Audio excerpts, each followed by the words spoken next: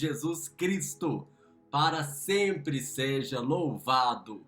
Bem-vindo, irmão, bem-vinda, irmã, à Lexia Divina, a leitura orante da Palavra de Deus, aos minutinhos que nós tiramos, que nós reservamos no nosso dia para esse contato com a Palavra de Deus, que é viva e eficaz, como diz no Isaías, que não volta sem ter produzido seu efeito, sem ter executado a vontade de Deus, sem ter cumprido na nossa vida a missão que a palavra tem, que a palavra tinha ao ser escrita e tem hoje ao ser proclamada, ao ser experimentada e a partir daí ao ser vivida.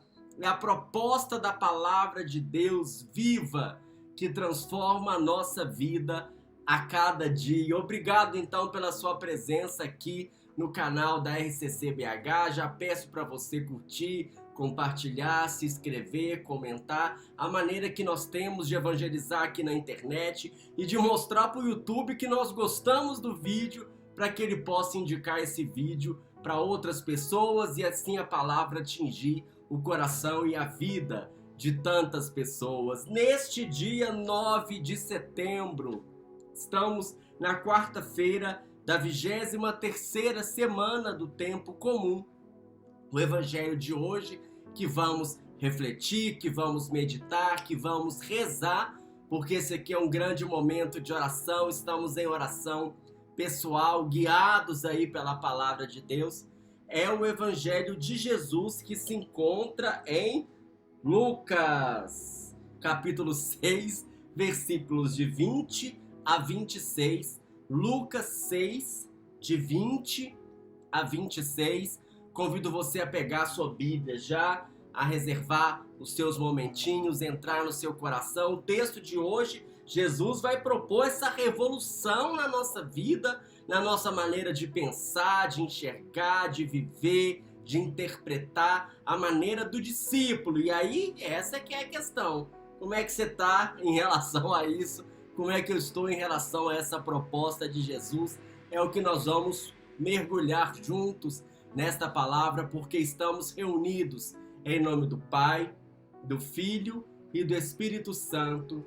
Amém. Vinde, Espírito Santo, enchei os corações dos vossos fiéis e acendei neles o fogo do vosso amor.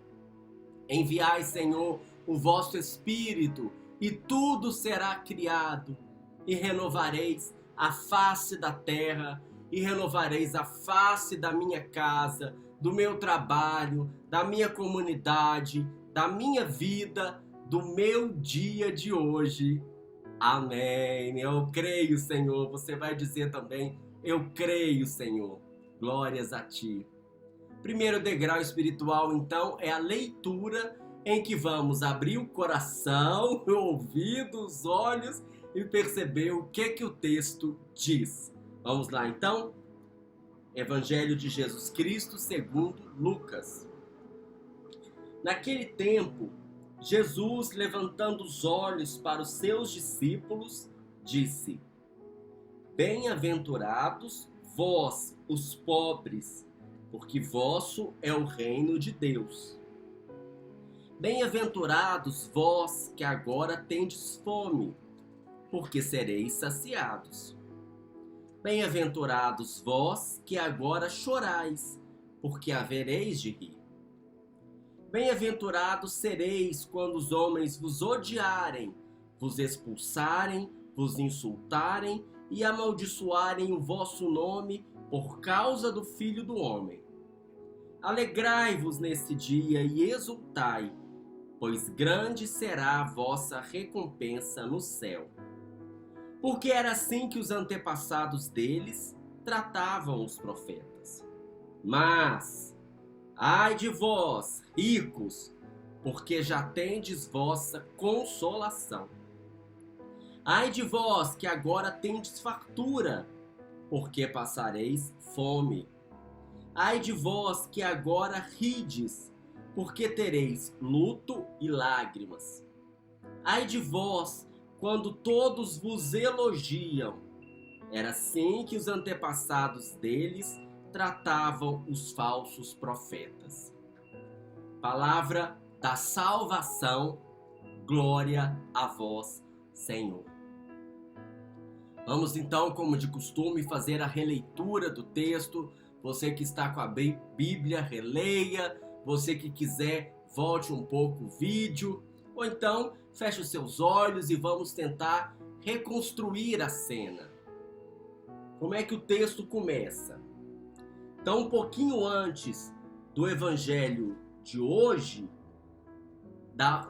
os versículos anteriores, 3 versículos anteriores, vão dar o contexto da cena de hoje. Jesus está na sinagoga, na Galileia, não é na sinagoga, na Galileia. Ele subiu a montanha em oração, escolheu seus 12 discípulos, que vão ser os apóstolos enviados. E aí o versículo 17 começa a dar o contexto. Ele desce da montanha para numa planície. Então por isso que o sermão, a versão de Mateus é o sermão da montanha. Aqui a versão de Lucas é o sermão da planície, que parece ser num outro contexto. Ele está numa planície, acabou de descer da montanha e se encontra com uma grande multidão de pessoas. Então lá em Mateus ele estava falando para os discípulos, aquela conversa íntima lá na montanha. Aqui ele fala na planície para a multidão, mas aqui destaca: achava-se lá grande número de discípulos.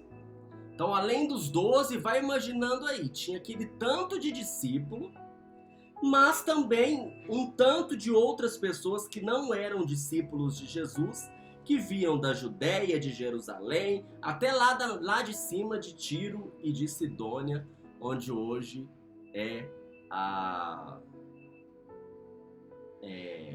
perto da Síria, a região do Líbano, da região do Líbano. Então essas pessoas estão lá diante de Jesus. E o que o texto de hoje começa? Então vamos ver. O texto de hoje começa Jesus olhando para os seus discípulos, numa multidão. Ele olha para os discípulos e fala: bem-aventurados vocês. Bem-aventurados vocês, vós. Não é genérico, vocês. Bem-aventurados, felizes, vocês que são pobres, porque vosso é o reino dos céus, o reino de Deus. Então o que Jesus está falando? Está falando para os discípulos, apontando aos discípulos o caminho do reino dos céus, o caminho do reino de Deus, a recompensa nos céus. E aí a gente pode imaginar que ele olha para outro grupo, talvez, os que não são os discípulos, os que não estão seguindo Jesus, e fala: ai de vós, os ricos. Por quê? Porque já tendes a vossa consolação.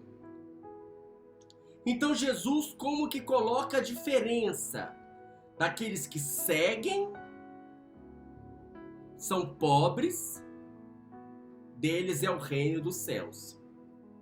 E aqueles que não seguem, ele faz a contraposição dos pobres, aqueles que são ricos. E o que quer dizer ricos? Já tendes a vossa consolação. Então o que é o rico aqui? Aquele que coloca no dinheiro, na posse, no bem material, nos planos pessoais, nos prazeres da vida, a sua consolação.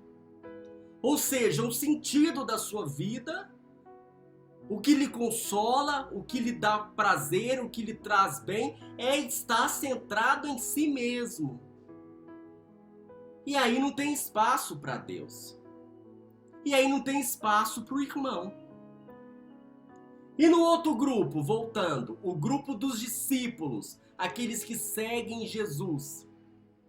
são aqueles que não têm nos prazeres, nos bens, nas posses, nos planos pessoais, a sua consolação. São aqueles que sabem passar por aquilo que passa com os olhos voltados na eternidade. Com os olhos voltados em Deus, com os olhos voltados no próximo. E como é que Jesus exemplifica esse pobre do reino de Deus e esse rico que já tem a sua consolação? O discípulo e o não discípulo. Ele vem falar daqueles que têm fome, daqueles que choram e daqueles que são perseguidos, como sendo parte dos discípulos. E como diferenciação, ele vem falar de aqueles que têm fartura, aqueles que riem e aqueles que gostam dos elogios. O que ele está mostrando? O que tem fome e o que tem fartura é aquele que se preocupa com ter, com possuir. O que é aquele que chora versus aquele que ri? O prazer, a busca do prazer pelo prazer. E o que é aqueles que são perseguidos e aqueles que gostam de elogios e de serem reconhecidos? O poder.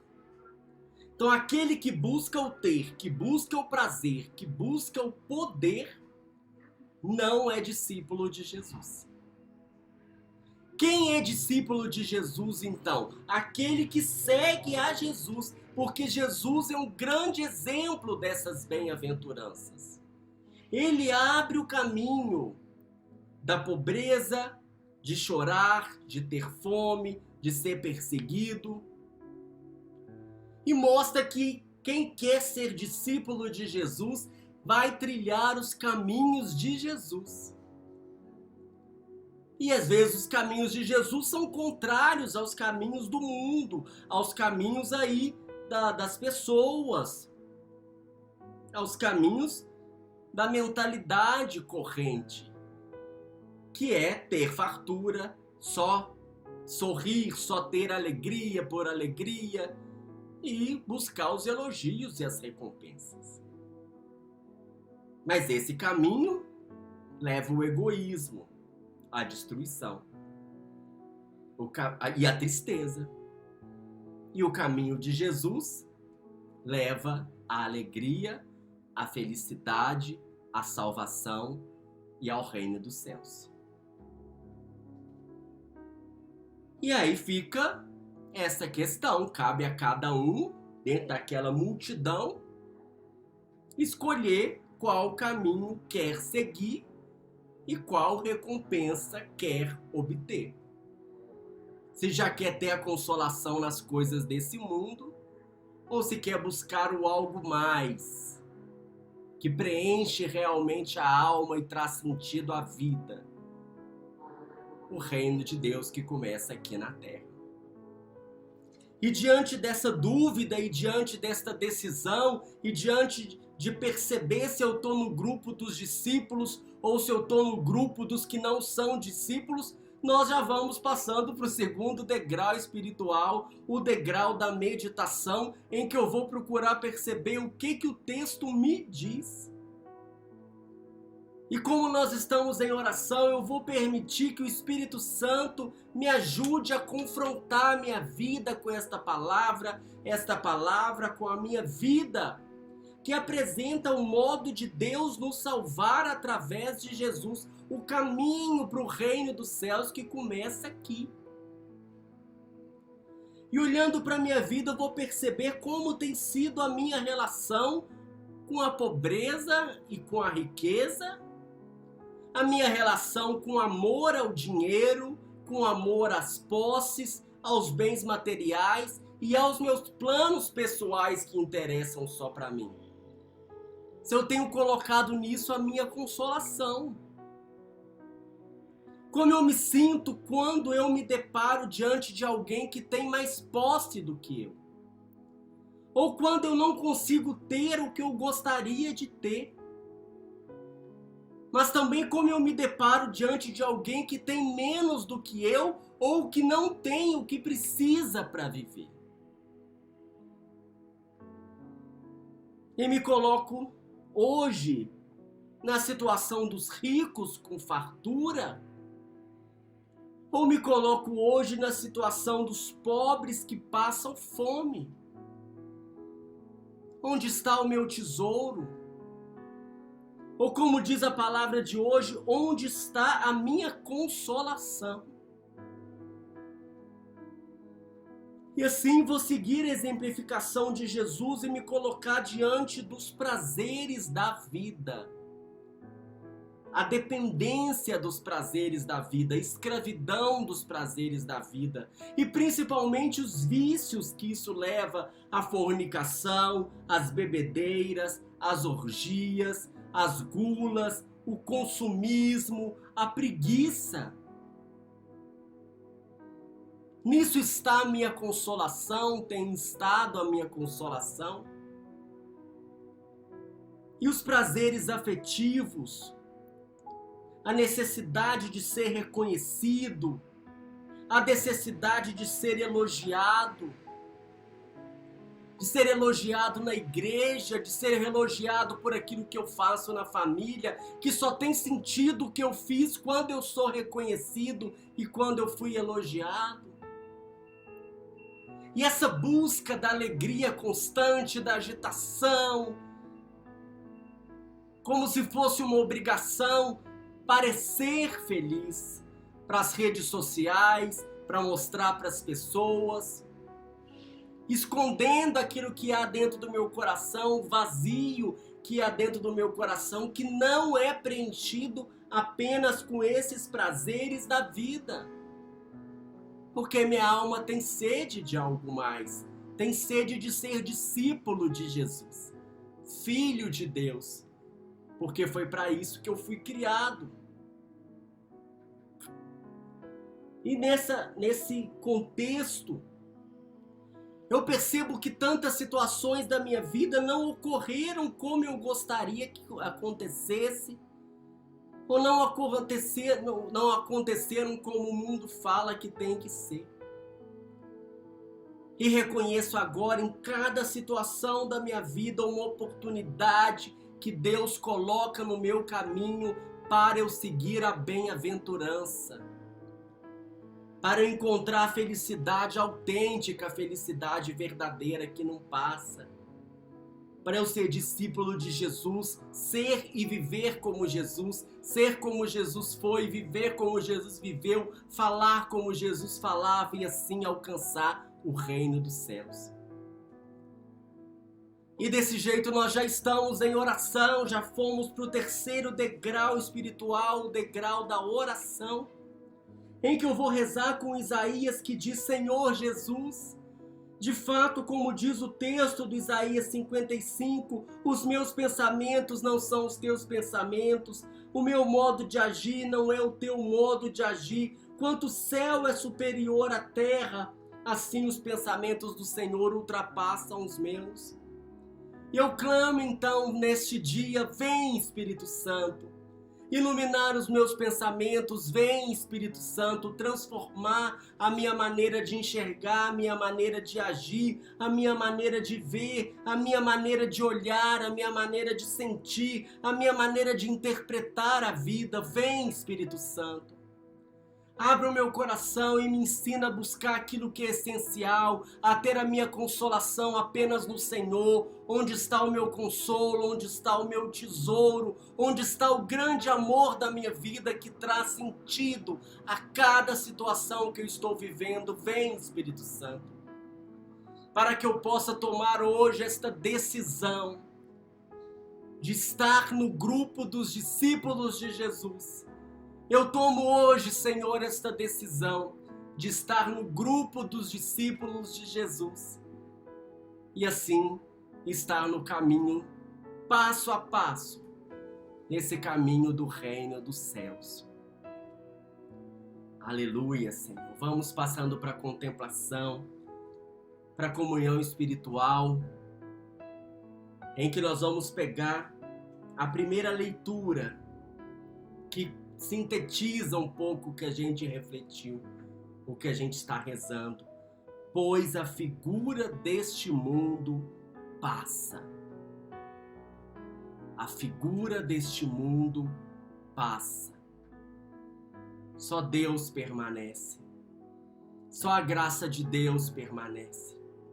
Só Deus não se cansa de interferir e de agir por Jesus